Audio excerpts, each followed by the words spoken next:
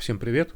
В ремонте обычный простенький ноутбук Asus UX 582L с двумя 4К экранами, процессором i9 10 поколения, графикой RTX 3070 и прочими веселыми плюшками. Стоимость данного девайса около 300 тысяч рублей. Зашел к нам с тем, что не работает часть клавиш на клавиатуре. Причина неработоспособности не менее веселая, чем сам аппарат. Уронили мелкий часовой винтик на клавиатуру, он закатился под клавишу, а затем его прижали. Все, есть пробитие дорожки, а если точнее двух дорожек.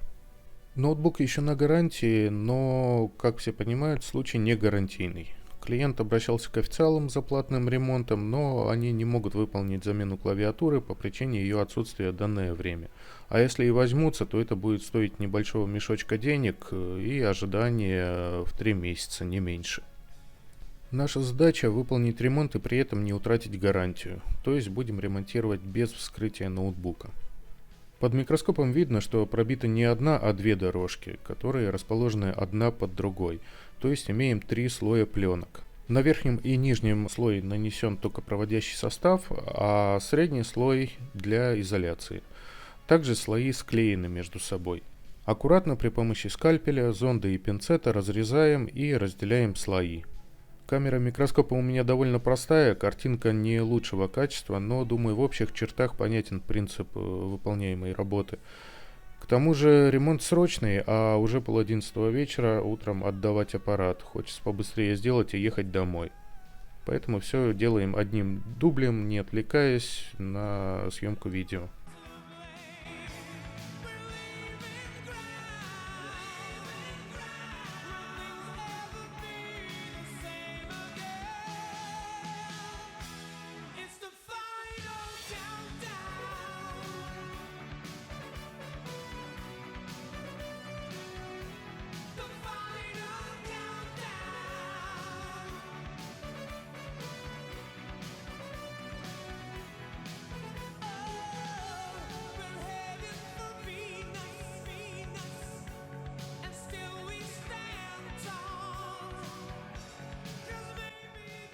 После разделения слоев приклеим нижний слой к подложке при помощи клейкой ленты. Можно использовать скотч 3М, но мне больше нравится бутчер для этих целей.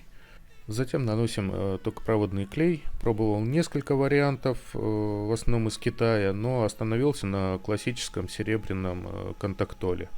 Даем застыть клею, замеряем сопротивление. 0,6 Ом.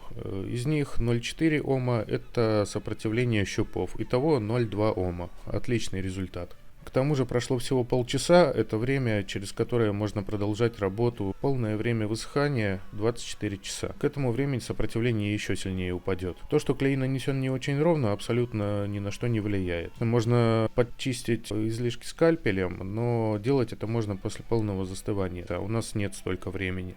Теперь снова наносим клейкую ленту и приклеиваем следующий слой. Родной клеевой слой между пленками не теряет свои свойства, остается липким. Подчищаем излишки.